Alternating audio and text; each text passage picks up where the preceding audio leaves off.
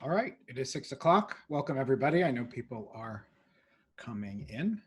I will introduce myself and do a little housekeeping before we begin. First of all, my name is Justin Rivers. I am Chief Experience Officer with Untapped New York, also the creator of this tour that you are about to experience, although digitally, virtually to date, but created this tour 5 years ago for Untapped New York to let New Yorkers get a better understanding of the development of their subway and some of the cool things that are hidden in plain sight in the system. And that's what we'll be doing tonight. We'll be taking a little bit of a virtual look through the New York City subway system, mainly dealing with the 1904 Interborough Rapid Transit line, which we'll don't worry about. We'll talk extensively. For those of you who are used to normal Zoom meetings, the webinar function is a little different. If you choose to chat, only I will see the chat. The other attendees will not. I ask if you have questions, put them in the Q&A function, which you'll see also on the toolbar. And when I am done, I will answer those questions via the Q&A. I'll do them audibly, but I'll go there. I will not be able to answer while we're going through because it's just me. So I'll do it afterward. All right. So with that, I am going to begin. As you can see, actually, this first slide that we use as our cover slide may come as a surprise to some people who know the New York City subway very well. This is an abandoned station on the 6th line, which we will talk about at length. This is Worth Street. Which was shut down in 1961, but we'll build into that. So I like to begin this presentation sort of discussing why we're doing all of these virtual. Usually for Archtober, we do subway tours in person. We did quite a few last year. They were a big success, but because of COVID and the pandemic, people are still a little iffy about riding the subways. There was an article that came out, it was a week or two ago, that said actually that the New York City subway is not a super spreader, which is good to know because I am riding the subway and I know a bunch of people are through the pandemic. But this is a photo from March. And this is something that New Yorkers who ride the New York City subway are never used to, even at 3 a.m. in the morning. There's always somebody on the subway. And of course, this is an empty-ish subway. I'm not sure if there's a guy all the way at the end. This is from our staff photographer, Aaron Assis, who went around and documented New York City spaces during the pandemic to see them empty, which was something a lot of publications and photographers were doing. This is a Q train. It's an older Q train on the new Q extension line on 2nd Avenue. This is a newer Q train on the way back. And again, same thing, completely empty train, which we are not used to. New York City subway is a 24-hour system. It is not right now. Currently, the New York City subway shuts down at 1 a.m. and opens up again at 5 p.m. for cleaning for the pandemic. But I am hoping that eventually it will return to a 24-hour system. They say they will, but the MTA is already talking about all of the funding problems they're going to have from not having normal ridership for so many months.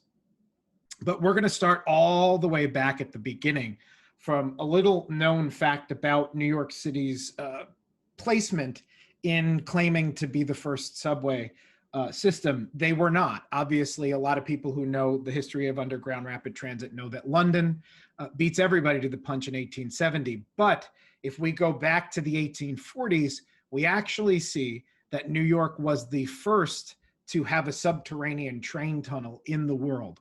And this is a drawing of it. It's under Atlantic Avenue in downtown Brooklyn. And the job for this tunnel, it was a very short tunnel.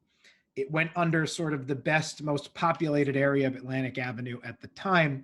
And it was part of the Brooklyn-Jamaica Railroad system that was bringing passengers from Lower Manhattan to Boston. And this Brooklyn-Jamaica Railroad was actually a precursor of what we know today as the Long Island Railroad, or the LIRR.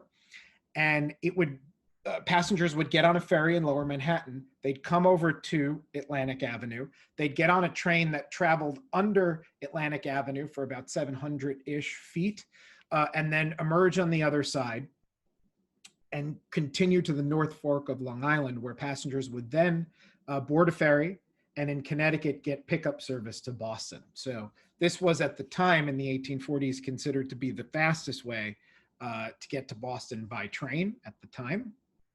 And here is a marker of where that tunnel is. And the circle that you could see at Court Street is the only way for people to be able today to access the tunnel, although no one can, unfortunately, today. But from 1982 to 2010, there was a man who was giving regular tours of this tunnel. His name was Bob Diamond, and he was the man who rediscovered this subterranean train tunnel in 1980. And actually, here's a picture of Bob Diamond discovering that tunnel. What happened was he heard about it on a radio show called the Cosgrove Report. He was an engineering student and a history buff. He was also a Brooklyn native.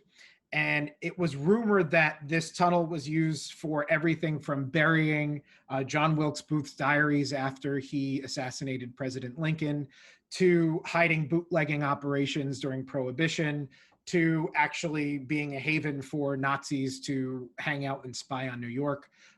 Probably none of those were true, because after 1861, the Brooklyn Jamaica Railroad sealed it up, and there was no real good way to get in there until Bob Diamond actually broke his way through. What happened was Bob Diamond located the tunnel using gas records and maps, and in 1980 basically paid some Brooklyn Union Gas guys not to see him, and he busts through, finds the tunnel, and from 1982 again till 2010, he was giving tours of the tunnel. And this is a picture of one of our Untapped New York insiders going down into the tunnel. So how this worked was, the whole thing was extremely dangerous, but very fun, because I did it in 2009 before they shut him down. There is an intersection at Court Street and Atlantic Avenue, and Bob Diamond's people would lift the manhole cover in the center right under the traffic light, and they'd put that little partition up so nobody would just run right through. And every time the light turned red, they'd shuffle 4 or 5 people into the middle of the street, down a ladder to enter into Atlantic Avenue. And then you would go through this door, and I know it's very dark down there. There's no light. So basically you'd have to bring your own flashlight on the tour. And through this door in between the city utilities and the old tunnel, you'd walk through, and you'd stand at the top of a stairway, a wooden stairway that Bob Diamond built so that you could get down into the tunnel. And here is a picture of the tunnel lit up. And again, this was sealed up in 1861, never really to see the light of day again. Why? Because they barred steam trains from running after that. And it wasn't a good scene. For the line, the Brooklyn Jamaica Railroad becomes the LIRR in the late 1860s, and they do not offer the service anymore, so the tunnel is deemed unuseful. But you could see right here on the ceiling itself the scarring from the steam, from the smoke. There is a picture of Bob Diamond, older. Actually, this was right before he wrapped up tours, giving the tours. Bob Diamond has been in an awful legal battle with the city after the DOT and the FDNY shut him down in 2010 because of safety reasons. And he did not know it was happening. He had actually had a permit to run these tours for almost 30 years, and then they shut him down.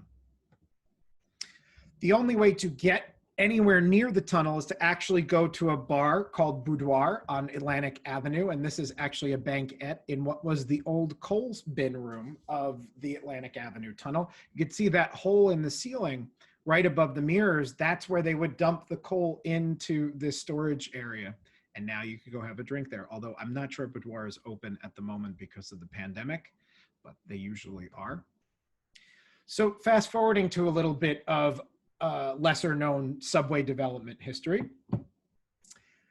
On Broadway, between Warren Street and Murray Street, right on the west side of City Hall Park, there is what we know today as the R Line City Hall station. But it was the site of the first guerrilla subway system built by a man named Alfred Eli Beach. Now, Alfred Eli Beach was actually the publisher at the ripe old age of 18. He took over the publication responsibilities of Scientific American, which is still on newsstands today, by the way. And he publishes this article talking about pneumatic tunnels. And he takes out a patent. He's an inventor, he's a scientist, and he takes out a patent on pneumatic technology.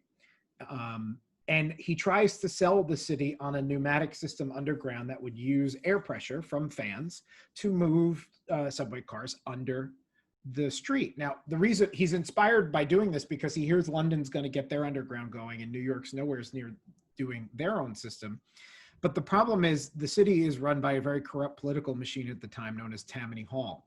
And the head of Tammany Hall is a guy named William Boss Tweed, or William Marcy Tweed. And he was notorious for taking sort of a cut off of the top of every large infrastructural project that was going on in New York at the time.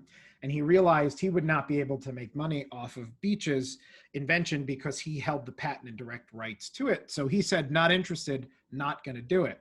And Alfred Eli Beach said, oh yeah, watch me, I'm going to do it anyway. So he rents the basement and street level of a building 258 Broadway, 258 Broadway, sorry. And he builds a station in the basement, which is what you're seeing in the schematic, the waiting room. He tunnels from Murray Street to Warren Street, which is one full block right under Broadway. And he does it anyway. He gets some guys in for about 2 months or so digging in the cover of night, and the city doesn't even know he builds this thing. So it really literally is a guerrilla system. Here's a daguerreotype of the actual train car sticking out of the actual station under 258 Broadway. Now, this is not a normal New York City subway affair, as you can see. This station is very nice. There's gold statuary holding up lighting fixtures. You can see that the car itself has velvet, almost like a velvet couch, and there was a lamp in there, so it was almost like moving through in a parlor. And you'd basically get on, you'd sit down, and a giant fan would blow you 1 block. There would be a guy at the edge on Murray Street standing with a bell when you got there, ringing, saying Murray Street, like, you know, there was any other subway station in America you could go to at the time. And then they would reverse the fan and it would suck the car back into the station. Now, this is 1870 that he launched this, and he ran it for a year, and he charged 25 cents for people to ride this thing, which took about 30 some odd seconds round trip. 400,000 people actually did this. They paid 25 cents, which is a lot of money back in 1870 to ride this train. And then William Boss Tweed is actually indicted on many charges of fraud and corruption for many of the things that he was involved with, mainly the Tweed Courthouse, which is behind City Hall today. And the new city administration is very keen on this. And Alfred Eli Beach is all about building it, but the city suffers a massive financial panic in 1873, and he cannot get investors, and he is forced to repurpose the tunnel that he built under Broadway. So what he does first is he rents it out as a champagne cellar, because the temperature was pretty regulated for champagne and wine. And then after that, he rents it out as a shooting range. So gentlemen could go down and shoot their guns under Broadway. After he abandons, the whole prospect passes away. It's sort of lost to time until this photograph in 1912, the second subway company, known as the Brooklyn Manhattan Transit Company, sends its prospectors under Broadway to basically scope out where this tunnel is so that they know what to do with it as they're building what we know today as the R and W line under Broadway. You'll notice this pile of wood over here.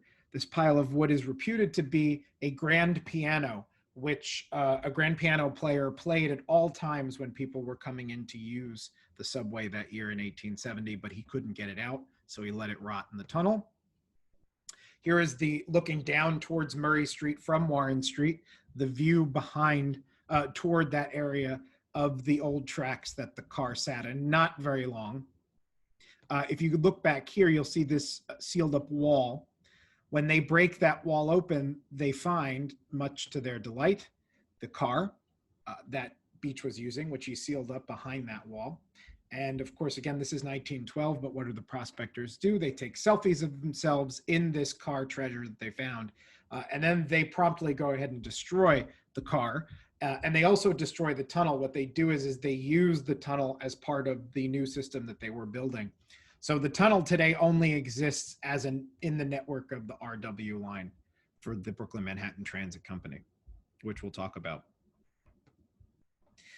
Alfred Eli Beach had sort of a grander vision. I always like to say a steampunk-y vision for what elevated pneumatics could look like as well, because there were elevated trains at the time. And the idea was replace the elevated trains with a pneumatic system that's more elegant looking.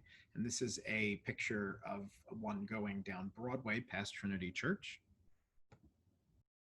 So it's all abandoned to time. And of course, what happens is New York still does not have below ground or underground rapid transit. What they do have is a network of very densely packed elevated trains, mainly that go up the avenues of Manhattan, which, as carriage traffic and then eventually vehicular traffic begins to take over the avenues, become a real nuisance. And in this picture, 1888, actually, there's a blizzard, creatively called the Great Blizzard of 1888, which freezes in place literally people inside their homes. The elevated trains will not run very easily, and everyone's kind of trapped. You'll also see that electric power, which is just burgeoning at that time, is crippled. It's falling down because of the weight of the snow on the lines. This was about almost 40 inches in the middle of March, so this was not expected. And of course, right after the storm, Harper's runs this sort of statement that, we have a great transportation problem in New York. The Brooklyn Bridge, which had just opened, runs trains over it, but not in bad weather, and people are forced to walk over the bridge. We need to get underground rapid transit. So the city says, we hear you, and we're finally going to get on it. And what they do is they get this gentleman. His name is Alexander Ector Orr. He was the head of the Grains and Produce Commission. He was also an Irish immigrant who came to America poor. He married rich. And as you can see, I always like to joke that by those very long and austere chops, he gets the job done. He has follow through. So he creates the Rapid Transit Commission. Now, the job of the Rapid Transit Commission is not to build the subway systems or to run the subway systems. It is to hire the investors and businessmen who will create proprietary companies who will build the subway system. And the first person that they find is this gentleman. His name is August Belmont Jr. And August Belmont Jr. Came from a very rich and successful family on par with the Carnegies and the Vanderbilts and the Jeromes. The Belmonts were quite well off, and Belmont Stakes, part of the Triple Crown of horse racing, that's because of his dad. They owned massive amounts of land and a commuter rail themselves. And August Belmont Jr. decides he wants to take on two pieces of infrastructure as his legacy to New York City. One of which is he is commissioned to help build what would be the largest cathedral in the world at the time, St. John the Divine, which is now the 6th largest cathedral in the world. And he decides to undertake the first subway system, which he will call the Interborough Rapid Transit Company, which I will interchangeably refer to as the IRT, or the Interborough Rapid Transit Company, or maybe just the Interborough. Now, for those New Yorkers who know their system well, the Interborough Rapid Transit cars today are the 4, 5, 6, 7, 1, 2, and 3. So all of the number trains in the New York line today are the sort of family of the Interborough Rapid Transit. And the very first line is really the 4 and the 5 and the 6, and half of the 1, 2, 3, which I'll explain in a minute. But August Belmont Jr. brings in Beaux-Arts architects Hines and Lafarge, who are already working on St. John the Divine with the Guastavino father-son team, and they build the first subway system with him, which is interesting because a lot of New Yorkers don't recognize that so much of the early system actually has Beaux-Arts elements to it. They just don't recognize it, but you will by the end of this tour, I promise. So here is a photo from the Transit Museum's archives of groundbreaking day on the subway system in 1901. And you'll see here, this is City Hall Park. You may notice that this building where my cursor is, if you could see my cursor, is no longer there. It was the post office that took up half of what we know as City Hall Park today. It was removed in the late 1920s because people hated it. They called it the monster. But these two buildings are still there today. The one where my cursor is sitting is actually Pace University, but at that time, it was the New York Times building. And the New York Times was, at the same year the subway system would open, was actually going to be moving its way up to Longacre Square. And Albert Oakes, who was the president of the Times at the time, said to August Belmont Jr., they were reputedly friends. He said, listen, when you run your subway system up to 42nd Street on Longacre Square, don't call it 42nd Street, don't call it Longacre Square, call it Times Square. And he did, and actually the subway predates by a couple of months the Times moving into the building that has the ball today, which used to be the Paps Hotel. Here's another shot of a groundbreaking day. And one of the reasons why I love these shots are you can see that this system was going to be built, if I go back 1 second, with brute manpower. You see this guy's got a pickaxe. You see guys have brooms and shovels. You're going to see horses and carts. This is how they built the first subway line, with guys working round the clock for a staggering amount of short amount of time to build the first trunk line, which is 28 stations. All manpower, shovels, pickaxes, some explosives to break ground, but that's about it. Amazing feat of engineering. This is an aerial or an above ground shot, sort of a good overview of what's going to become the City Hall Loop, which is what the 6 train today turns itself around in. This is City Hall right here in the foreground. And this tunnel under Park Row is going to be the tunnel that the train turns itself around in. And where these gentlemen are standing, where this curved cut in the ground is, will become station number 1 in the new line, City Hall Station, which, as New Yorkers know today, no longer has public access. We are not using it. It was decommissioned in 1945. More on that in a minute. Here's another view of, again, this cut is going to become City Hall Station. The reason why I'm showing you this picture is to describe to you the system or the construction method that the first line used, which was called cut and cover. And cut and cover did exactly what it sounded like. It cut the ground, goes down as far as it needs to, and then would cover the ground above it so that that ground level, street level, was viable again for people to use.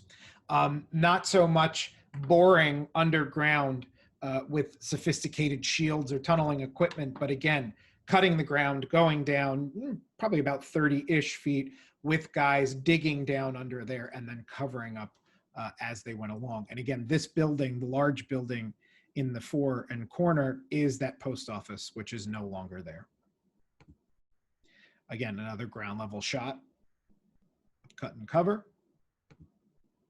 And here's a shot of cut and cover on 17th Street. As you can see the streetcars going by, and also that you can see cut and cover is a really good system to protect the interests of businesses on the avenues and streets that the new Interborough Rapid Transit was being built on. Unlike, for those of you who know the subway system in New York well, you may have remembered Second Avenue businesses complaining when they were building the Q extension that nobody was able to recognize if the businesses were even open because Second Avenue was cut up so much.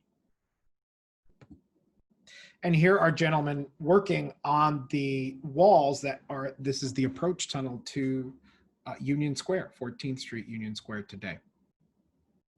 I like to point that out. 2 things, one of which is you can see you are not that far underground here. You're right under street grade. And daylight is actually a very big fixture in the original Interborough Rapid Transit Company stations. Hines and Lafarge, the architects, made sure that daylight came into every station because they did not want people to feel buried because it was not like a New Yorker to go underground until this system opened in 1904. And as I said, I've already given it away, but basically it takes 3.5 years, and this is New York's first subway map, a staggeringly amazing amount of time that they build 28 stations, starting down in Lower Manhattan at City Hall, going up to Grand Central, which at that time was actually being redeveloped into the terminal that we know today. It was a station in demolition at the time, and then using what we know today as the Times Square shuttle line to jog over to Times Square, and then use what we know today as the 123 line to go up the west side of Manhattan all the way up to 145th Street. So just to recap, the first line starts at City Hall, goes up what we know today as the 456 Green Line, Lexington Avenue, to Grand Central, over to the west, and then up on what we know as the 123. This is New York City's first subway maps. The blue lines are the elevated trains, which have already been in service for decades. And some of these red lines, mainly the dotted ones and the ones that you see traveling over into the Bronx and into Brooklyn, will not come to be for anywhere from 6 to 8 years from the point that the subway opens. Actually, probably 4. Sorry, not 6. We get into Brooklyn pretty soon after we're in Manhattan. And this is opening day. Opening day ceremonies, October 27th, 1904. This is outside of City Hall. Now, when I'm doing this tour in person, we are standing literally right across from this shot. So I love to hold it up and say, you know, this was a holiday for New York. City Hall all dressed up in bunting. 150,000 people came out on opening day to ride the trains. They were very, very excited. This is a shot of the very first train ride, which was not an actual Interborough Rapid Transit train car. It was an open sort of cattle car designed for the IRT fathers and the city dignitaries to ride through their first subway tunnel, being able to see the entire floor to ceiling of the tunnel to get sort of like a perspective of what it looked like. The man sitting dead center in the front is August Belmont Jr., now the head of the Interborough Rapid Transit Company. There's Alexander Ector Orr standing next to him, the head of the Rapid Transit Commission. And all of these guys are either city dignitaries or investors in the Interborough Rapid Transit Company. Here is a postcard from opening day from this perspective of City Hall Station. And for those of you who've never seen a rendering of City Hall or a picture or a postcard, what you immediately recognize is, wow, that is a gorgeous station. So unlike some of the others in the system, of which we have 474 now, I believe, 470 some odd stations. And this was designed on purpose as a ceremonial first station for the first line.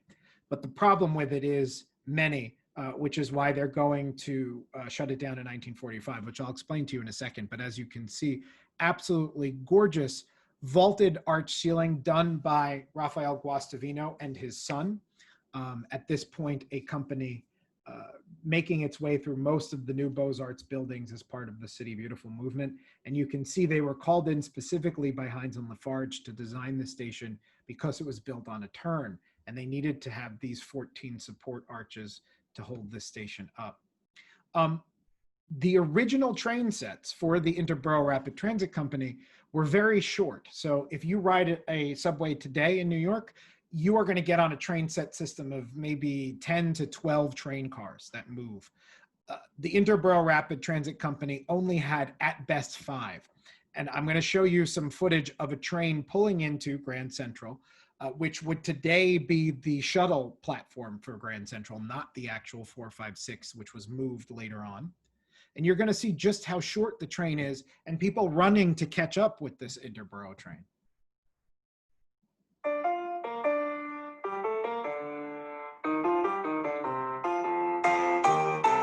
Also notice the high ceilings in the daylight and the no smoking sign.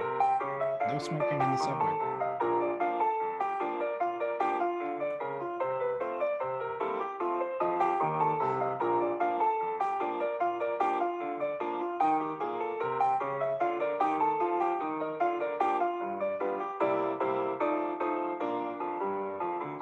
You see they're sort of running. And I guess what's very nice is that they're waiting. Oh, and there they go.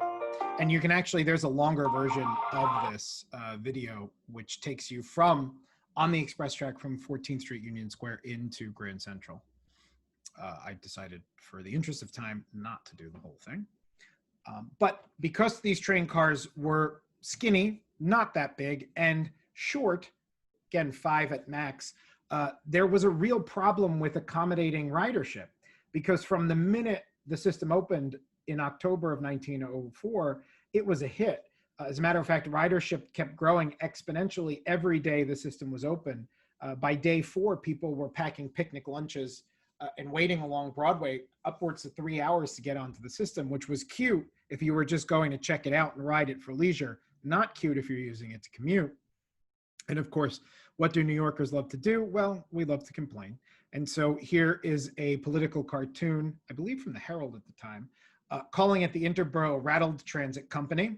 You'll see everybody sort of bunched up on the platforms and up the stairs, and there's a sign that says 3 hours to Harlem. Now, this trip from City Hall to 145th Street, unencumbered, should take about 26 minutes, and it wasn't. And even though New Yorkers had no idea what underground rapid transit was before it opened, as soon as it did, they wanted it, and they wanted it frequently. And you'll see it says right in the center, trains run at the company's convenience. Now, the city is going to do something very interesting to alleviate this problem, which we'll get to in a few minutes, but keep that in mind. First, I'm going to talk a little bit more about City Hall Station, because as you can see, this is the track schematics for Brooklyn Bridge City Hall, leading over to Chambers Street under the Manhattan Municipal Building today. And this turn was that turn I was telling you about that they were building.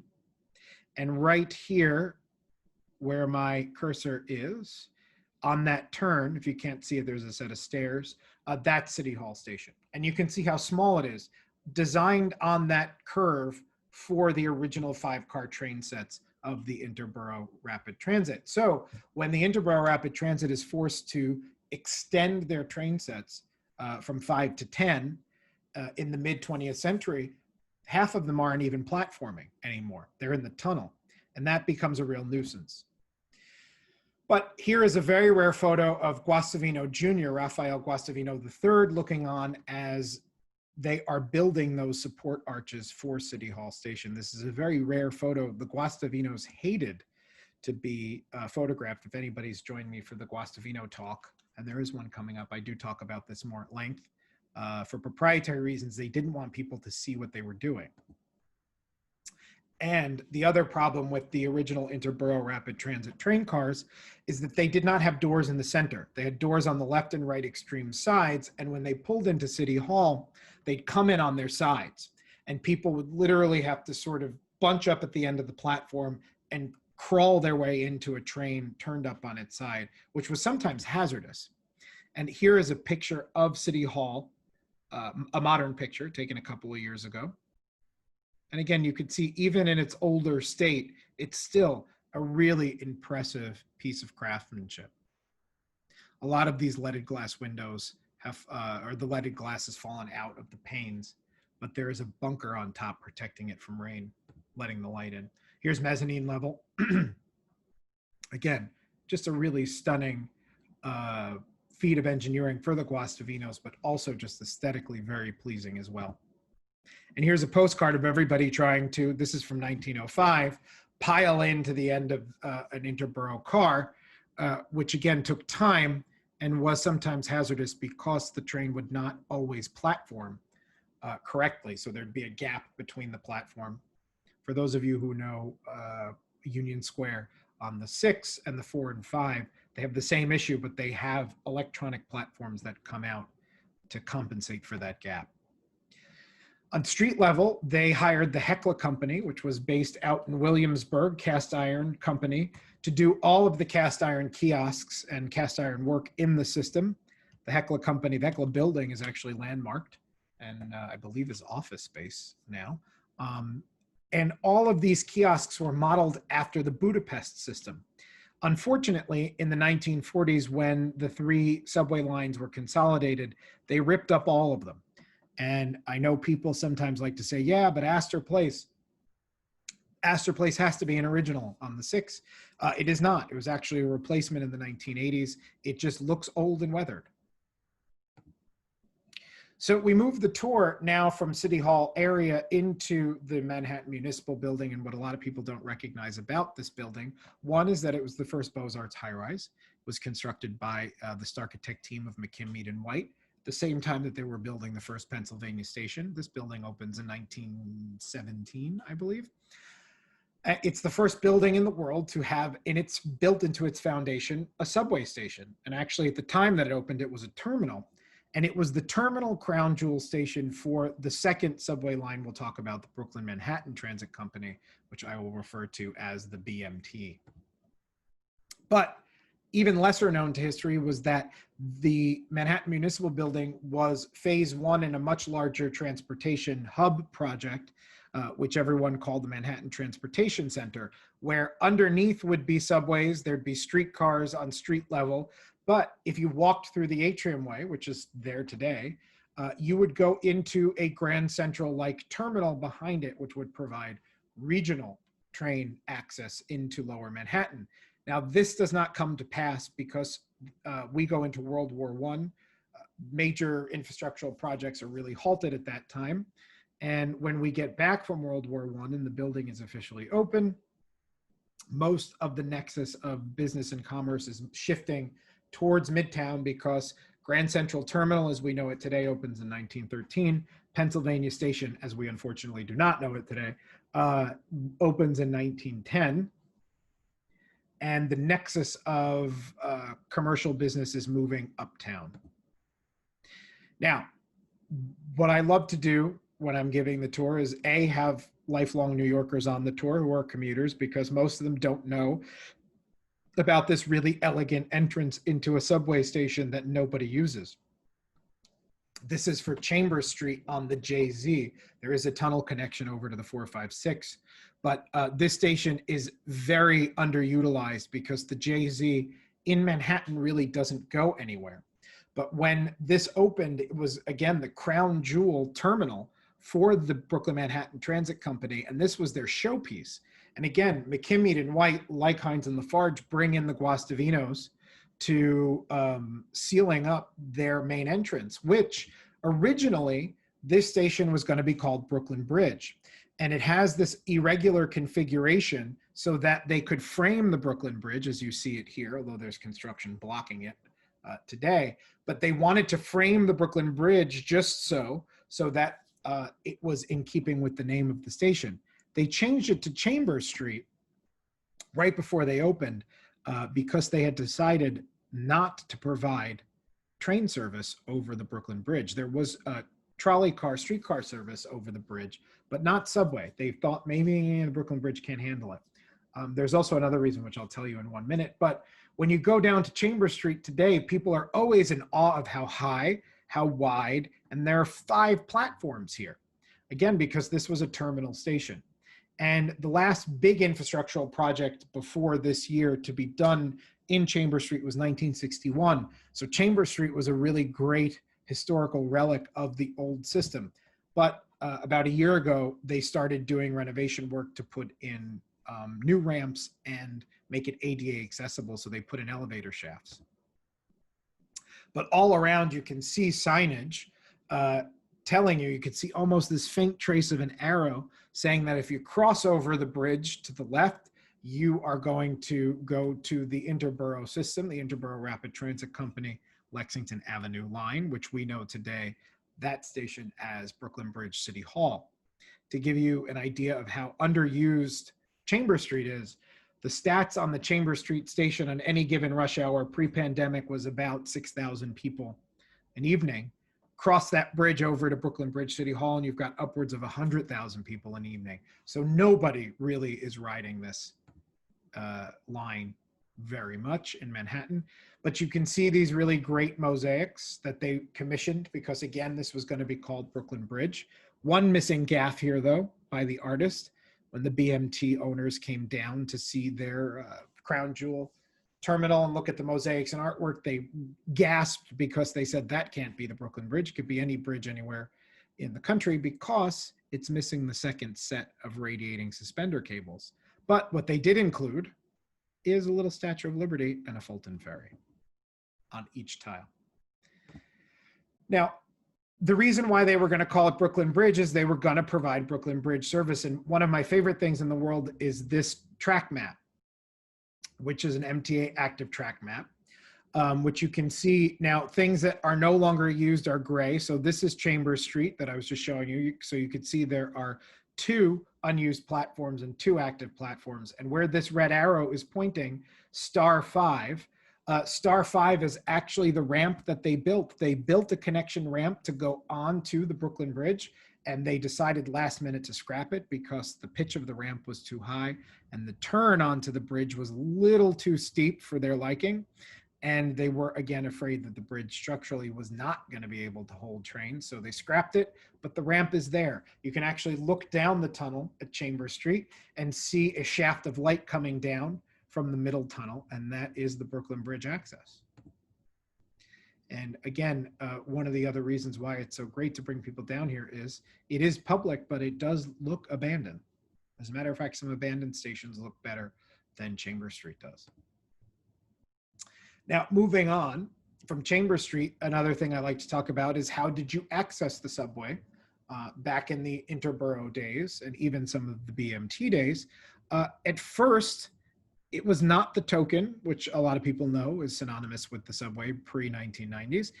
It was a ticket, almost like going to the movies. You got issued a ticket, and this box here is a ticket chopper. There would be an attendant at the ticket chopper to chop the ticket, give you your half, and keep the other half.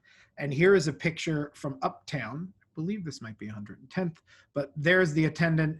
There's the ticket chopper, no turnstile, but just a fence or sort of a gateway, keeping people on the other side. Now, the problem was this was a vastly inefficient way to get people on the trains during rush hour, because you'd have basically a guy chopping tickets one at a time as people were gathering up the stairs, listening to all these trains go by, waiting to gain admission into the subway. Here is a picture from the Museum of the City of New York of the first issued subway ticket. You can see what it looks like. 5 cents. The subway fare will be 5 cents from 1904 to 1940. But in 1921, the system invents both the BMT and the IRT. But as you can see, this is an Interborough Rapid Transit advertisement. So IRT, a featherweight pressure gate system, what we know today as a turnstile. And what was revolutionary about this is no tickets to chop, but also if you got a nickel in your pocket, the nickel is your fare. That's it. You don't need a token. You don't need a ticket. You don't need a Metro card. Obviously, they didn't know what they were back then. You just put the nickel in, walk right through the turnstile, and in you go.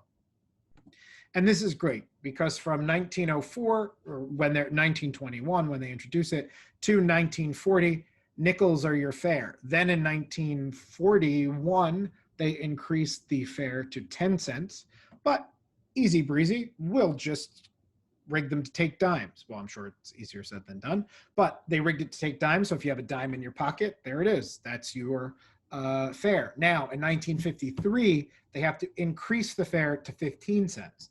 And Americans do not have 15-cent coinage, so the system has to invent coinage. And that's when the birth of the subway token comes to be in 1953. And they will mint subway tokens until, as you see here, 1995. In 1993, it was announced that they would be introducing the new fun, fandangled way to get into the subway, the Metro card. And everybody would have roughly about 10 years to get used to the Metro card, because by 2003, they would phase tokens out completely. I still remember that day. At that time, I had just started my job as a teacher on the Lower East Side, commuting in from Brooklyn, and I had Ziploc bags of tokens that I would carry in my bag with me, in my book bag with me. And the day that that ended, I had all these tokens that now I bring on the tour. Actually, an insider and tour goer, Robin Roth, gave me some good historic tokens that I show on the tour. But this is the BMT system map, the Brooklyn Manhattan Transit Company. I like to show this because Chambers Street, again, where my little arrow is, you'll see is still a terminal. This is from 1924, this map. In 1930, it will be connected finally to the Montague Tunnel, which will provide round trip service from Lower Manhattan into Brooklyn under the East River. It will no longer require going over the Manhattan Bridge. And this was a big deal. It also turned that Chambers Street station from a terminal to a station. All of the red lines that you see on the map out in Brooklyn, they already existed. These were all part of other lines, mainly that were built to get to Coney Island or from downtown to points east. And they're all assumed into the Brooklyn Manhattan Transit Company. And just last week, I was out in downtown Brooklyn on Sand Street. And what do I see? But I see a BMT, Brooklyn Manhattan Transit Company, manhole cover, which probably at some point provides access down into the system. I'm near the Manhattan Bridge, so I'm assuming this is probably something for the N or the Q or possibly the R meeting up. But there it is, the old BMT. You can find quite a few of these throughout Brooklyn. By the way, BMT train lines today, we know as the J and the Z, the Q, the W, the R, the N, and there it is. So the yellow and the browns.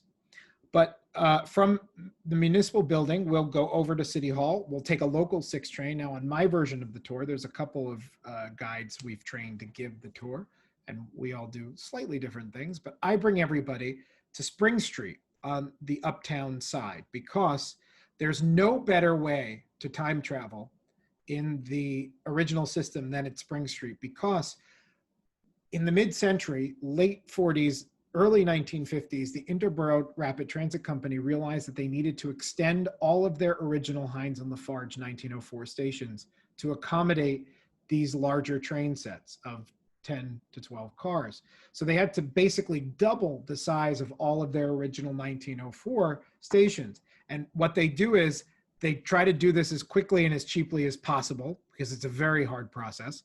And they break ground, they plow forward, and what they do is they create these platforms with lower ceilings,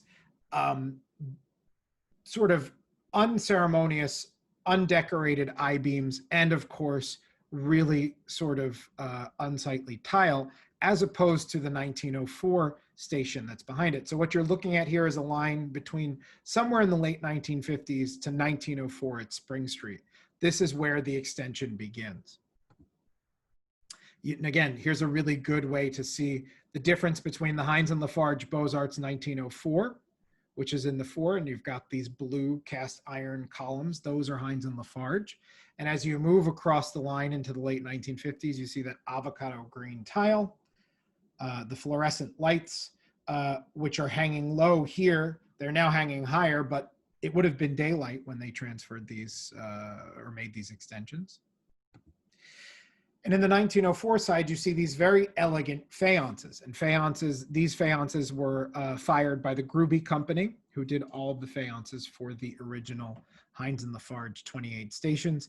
And you'll see that they are station emblems, ID plaques, with either the number of the street, so 142328, or if it's a street name like Spring, you've got an S. Why is this important? It's important because at the time that the stations opened in 1904, 30% of New York's population either is illiterate, they can't read at all, or they don't read English because they're immigrants. So the S becomes very important because they're not going to be able to read the Spring on the mosaic on the wall. And Hines and Lafarge loved flowers. They did a lot of floral designs in everything that they designed. You'll see these are poppy flowers on the side of the S, because it was rumored that poppy flowers rumored to grow in the area of Spring Street pre-urban development. And then you're going to see tulips along the trim. Here is a picture of Spring Street in 1905, and you can see, although it's very much the same today, just how different it is with the idea of using daylight, those skylights right above street grade, to bring the light down and make these look tall and airy.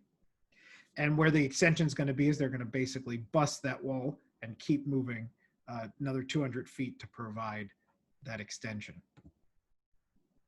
Moving up to 14th Street, Union Square. Again, what you notice about Union Square is very high ceilings and daylight coming down, lighting these gentlemen and women on the platform of 14th Street, very early on in the history of 14th Street. And the tour goes up to 14th Street, and it's one of my favorite spots because if you're a New Yorker, 14th Street, Union Square, most likely you traveled through it at some point. It's very crowded. It's the second largest hub in the system. The first is Times Square. Thousands of people are passing through it at any given hour. And I bring the tour here and they're like, why are we here? Why are we at Union Square? And especially New Yorkers, it's like, dude, this is my work stop. This is my home stop. I brought NYU art students, and they're like, our dorm is right above this. What are you going to show us? And I'm like, well, I'm glad you asked, because one of the greatest subway art installations is hiding in plain sight at 14th Street. And it's these red frames. Now, to look at the red frames, you go, really? Okay. But the idea behind the red frames is great. And every one of those red frames has a message in it. as to what you should be looking at through the frame, and a mirror to help you read the message and see yourself as part of the project. And it was the brainchild of an artist by the name of Mary Miss. Mary Miss was she comes from a feminist artist tradition from the 1970s. Mary Miss is still active today. As a matter of fact, I know Mary Miss and somebody who works in her studio. I've had the pleasure of meeting Mary a couple of times and having a walkthrough at 14th Street with Mary. And Mary basically applied to become part of the Arts and Transit program at the time in the 1990s. The idea is 1% of all large capital improvements in the system would go towards permanent art in the station. And that was begun in the 1980s as part of Arts and Transit. Mary gets picked, and Mary goes and has a very interesting working relationship with the architects and engineers doing the refits and renovations to Union Square. She gets to go down there as they're planning what they're doing, and she sees that they're using red spray paint to highlight some of the things that need improvement. And that's where she goes, I got it. I'm going to do these steel red frames to call awareness to the infrastructure of the station and the history of the station. And so there are 120 some odd of these red frames, which almost act like temporal rifts all around Union Square. So you could see here at the corner of the uptown stairway down to the NQ&R, here is an old 1917 wall frozen in time with the original mosaic, as opposed to the late 1990s wall that was redone. So she's basically freezing this stuff in time so you can see the difference between the 1917 and the newer stuff.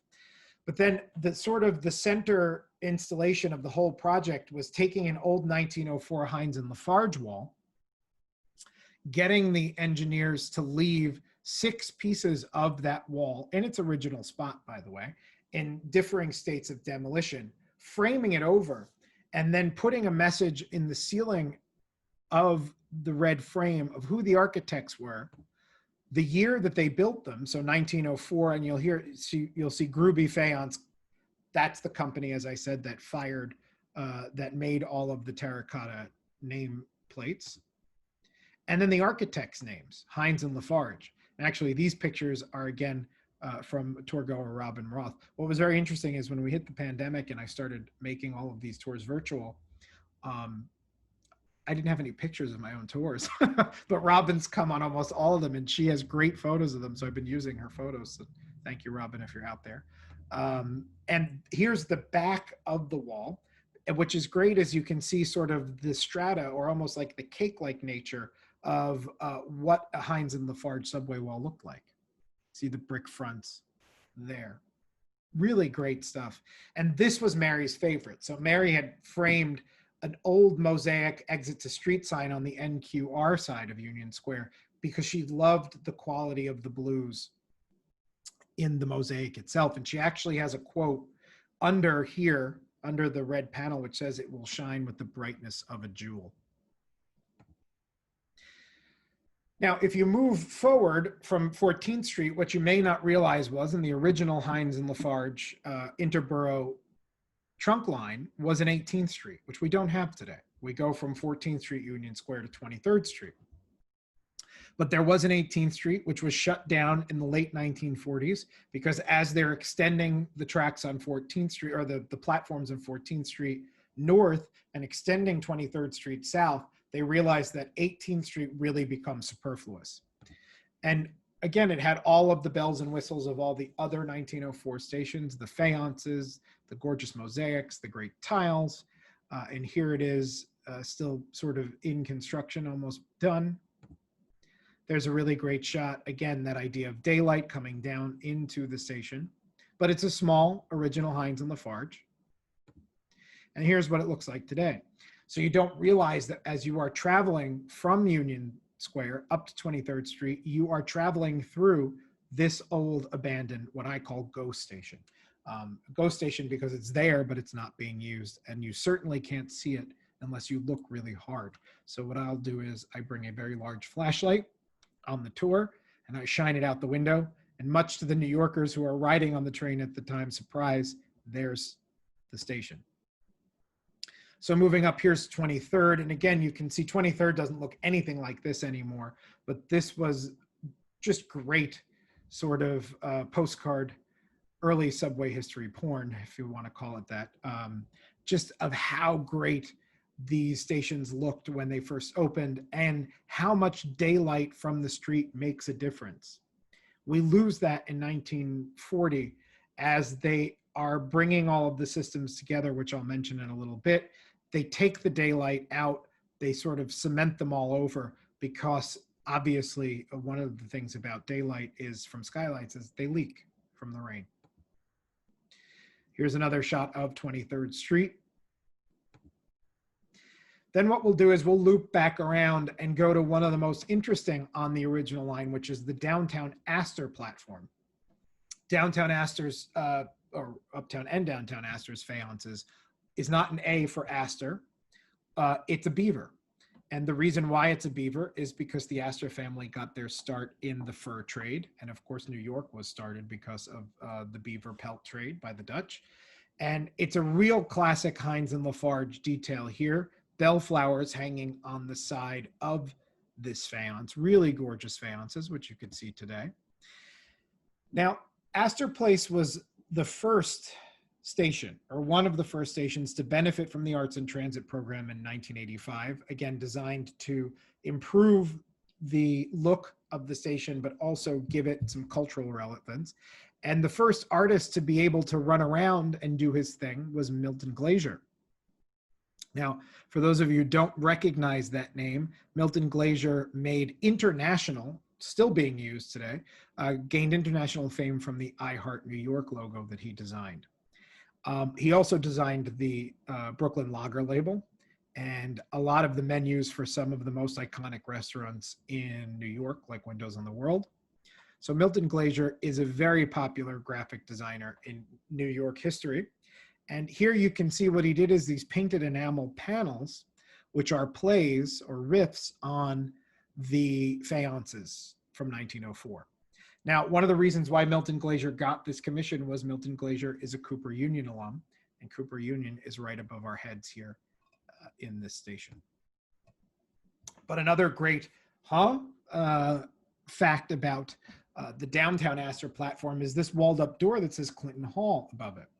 Now, this door was walled up in the 1940s when Clinton Hall was converted over to residences, and the residences didn't like the idea of having a direct connection to the subway. Of course, today, I think most residences would love the idea of having direct access to the subway, but the Clinton Hall did not.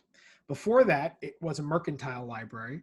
And then even before that, on the site of Clinton Hall was the Astor Place Opera House, which was actually the site of a very awful, gruesome event in New York City's history, the Opera House riots, which was a basic show against classes, Fifth Avenue upper classes who seemed to pervert the more elegant English way of life as opposed to the working classes, immigrants, and the working class New York, who basically said, you know, we're just, this is, what is this, English rule? And it was all based around an English actor who was playing Macbeth.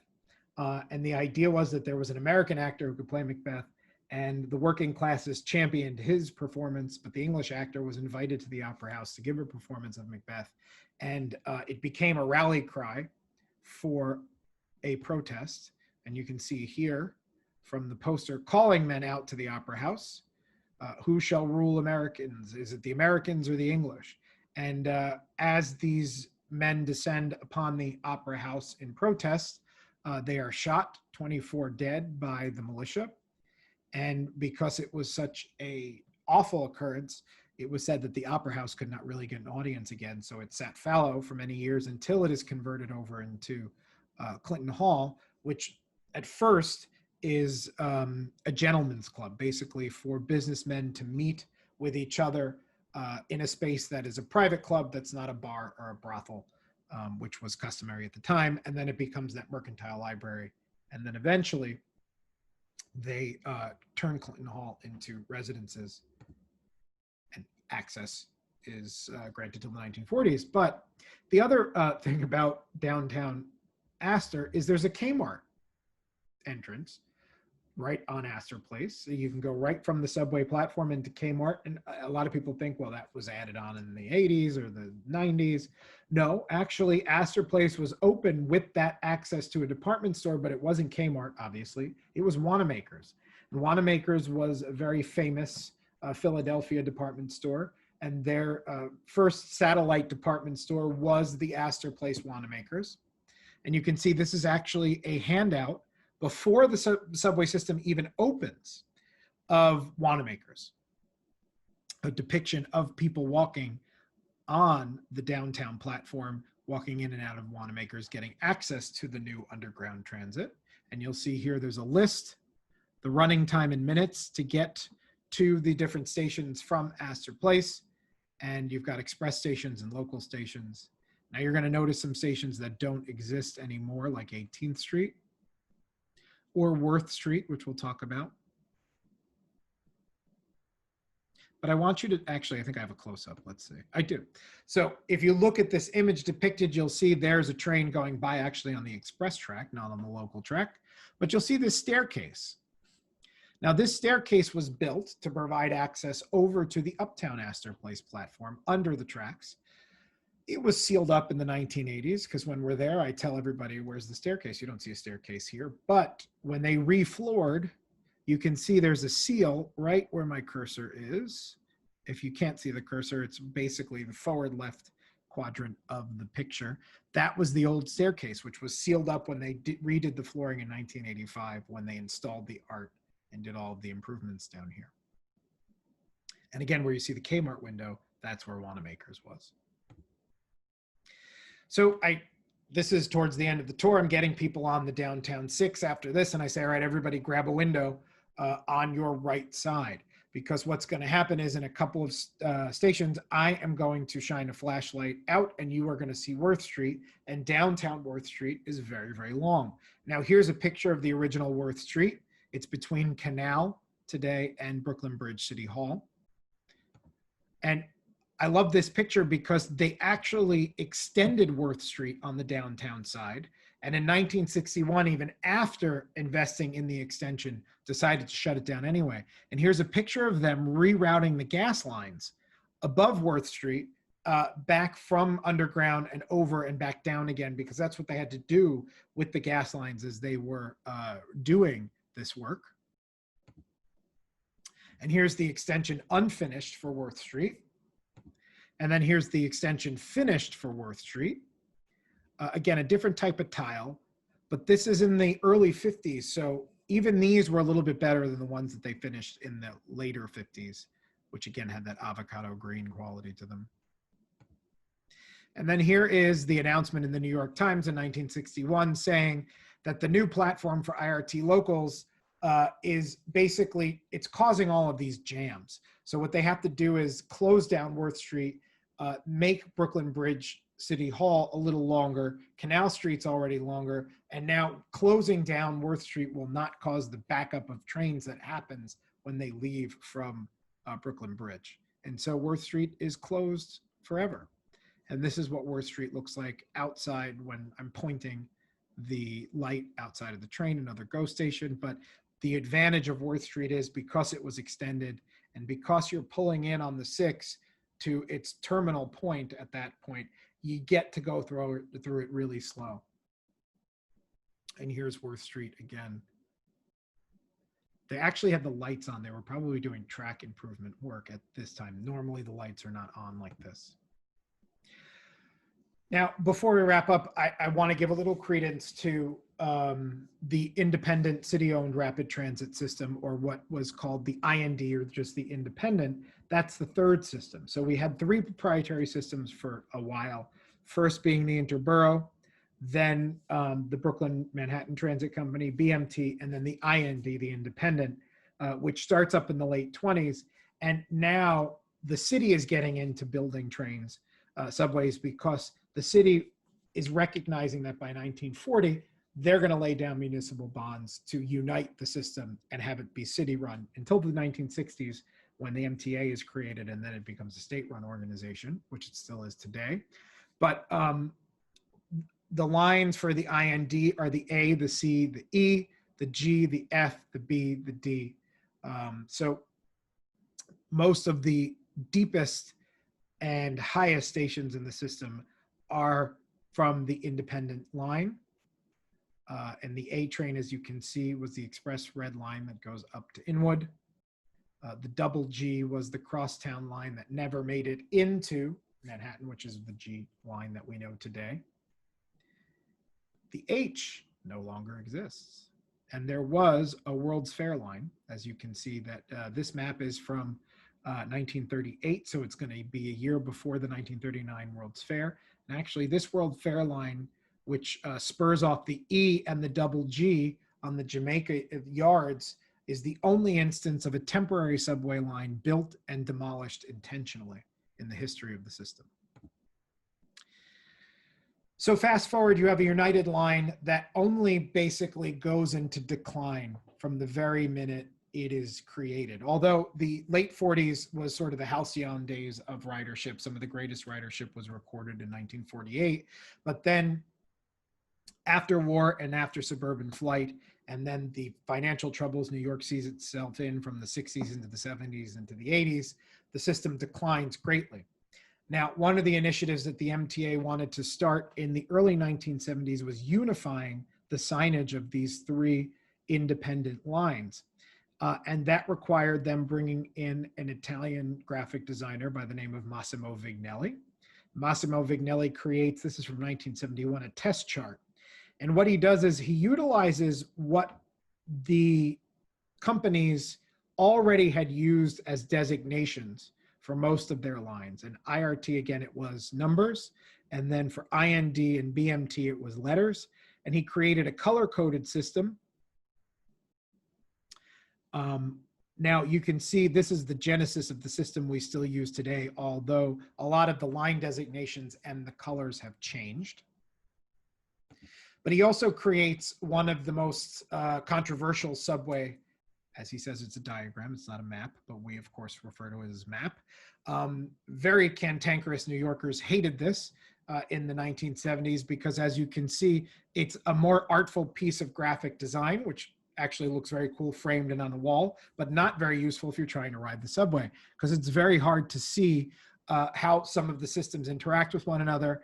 And Vignelli, till the day he died, still said people just got confused. They thought it was a map, and what it was really a diagram, and there's a big difference. If you are interested in this, there was in 2005 a documentary called Helvetica made, and about 15 minutes of Helvetica is devoted to an interview with Massimo Vignelli, and he talks about introducing the Helvetica font system-wide throughout the MTA, which is still there today, still used today. Everything is in Helvetica. To leave you, I'm going to leave you first with some of the iconic words that we subway goers hear all the time. Here we go. Stand clear of the closing doors, please. Sort of our version of Mind the Gap and the tube in London, but that those words are actually spoken by a real human being. His name is Charlie Pellet, and all of the subway announcements that are on the automated trains are actually recorded people. They're not virtual. And so one of our tour guides, our great tour guide, Mandy Edgecombe, was giving an underground subway tour to tour goers, and they're riding through the loop through City Hall Station. And Mandy says, in her mind, I know that voice. And it was a guy sitting behind her. Turns out it was Charlie Pellet, the guy who says, stand clear of the closing doors, please. And she very smartly on the tour got Charlie Pellet to give his iconic sign off. And here, this is what I leave you with. Hi, this is Charlie Pellet. I'm with Mandy, and yes, it's true. I'm the stand clear of the closing doors guy. But Mandy, you know what? Can you do it? You do it better than I do. Give it a try. Stand clear of the closing doors, please. You're not bad. Thank you so much. My pleasure meeting you. So that's one of my favorite New York stories, and I've got a bunch of them, but that's one of the best. Thank you, Mandy, for sharing that video with us. And thank you for coming on this tour this evening virtually. The Underground Subway Tour will hopefully be back in person soon as the pandemic lifts. We are creating a socially distant, more COVID-friendly version of the tour, which, as long as everything goes well, we hope to launch possibly even next month. But if you have any questions for me or comments, please, now is the time. Thank you, Janet. Janet says fabulous. Thank you. If you have any questions. Also, while you're thinking of questions, or if you're just signing off, just so you know, I put in the chat that our Untapped Insiders, our membership group, is watching this program for free. It's part of their membership, which has a lot of, we do virtual programming multiple times a week, including these Archtober talks. If you are interested in becoming an insider, we also do in-person insider events and tours, behind the scenes New York tours, and we're just starting to get some more in-person stuff back on the calendar. If you're interested, you can go to the link and use the code Join Us in all caps for 2 months free. But I have a caveat. We are actually improving the membership platform as we speak. We're migrating all of the members to a new platform, and the platform is down till tomorrow evening. So if you'd like to join us, I am going to send an email to all of you registrants with a recording of this tour if you'd like to see it or reference it again. And at that point, you will be able to join if you would like and use the 2-month free membership code. So if you try it now, you're going to get a this isn't working message because, again, it is down. The new platform for the insiders on this tour and prospective insiders is going to be awesome, so much easier than the current one. Thank you, Christine. I would love to have you on an in-person tour someday too. Just keep an eye out. We're going to hopefully be relaunching very soon. If there are no questions, then I wish you all a good evening. I hope you enjoyed. If you have any questions that you think of after, I'm putting my email in the chat, justin@untappedcities.com. Please feel free to email me with anything you may have. And again, you'll get an email from me tomorrow with the video link and the link to join. Oh, we've got one question come in. Very good.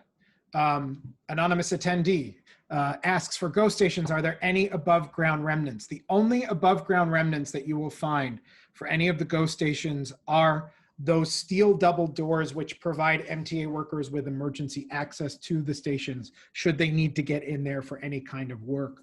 But a lot of the stations are mainly accessed by walking the tracks. So because they're so close to, say, we'll just say 18th Street, you just walk off the back end of 14, make sure there isn't a train coming. You can walk there in about 1.5 minutes, 2 minutes, and then you're at 18th Street. There are no station entrances or anything like that left anymore for you to see. It would just be those indiscriminate double doors. So if you look at like Park Avenue South and 18th Street, you'll find a double door. And occasionally there's also a vent too. There are some vents there as well. It's actually fun. When I developed the tour, I went around to try to find above ground remnants, and all I found were the vents and the double doors. Good question. Any others before I end? Thank you, Dan. Glad to see you. All right. Oh, nope, that's it. Well, again, if you have one or you think of one later, just email me. Always a pleasure. Tomorrow I am doing a Secrets of Grand Central. If you're interested, that is at noon. And then next week we are redoing Guastavino. If you missed it the first time, Guastavino will cover a little bit more subway. And then the remnants of Penn Station later in the week. So were there ever any fires or disasters during the early history of the Underground Railways? There were quite, so for the steam trains, there were quite a few disasters because steam engines were always they had a knack of exploding or sparking, which would cause fires.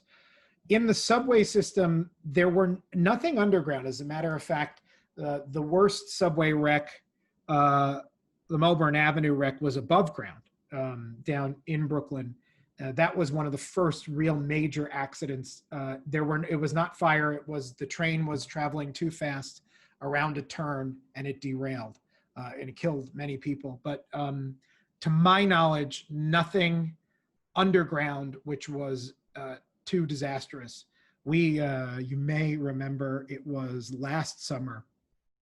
There was a really awful derailment on the A line uptown, which was one of but nothing fire related. It just, again, was a derailment because of a train moving too fast. So those are usually what results in accidents underground. The system was deliberately created to be fireproof. I mean, it's obviously easy because you're using concrete and brick, but the Guastavinos were called in the early system to create fireproofing, their fireproofing tiling technology, which they used in City Hall on purpose for fire issues, just in case there was a fire. That fireproofing technology was tested not in the subway system, but actually at the Oyster Bar in Grand Central Terminal when there was a fire in the 1990s, 1997, I believe. A fire burned for hours in that Guastavino masterpiece at Grand Central, and it was structurally absolutely fine. Really quite ingenious. Hope that answered the question. Okay, well, great. Thanks, Christine. Have a good night, everybody. And again, if you think of anything, please feel free to email me, and hopefully I'll see you again on another one of these talks or on Insider Talks coming up. Have a good night, guys. Be well and stay safe.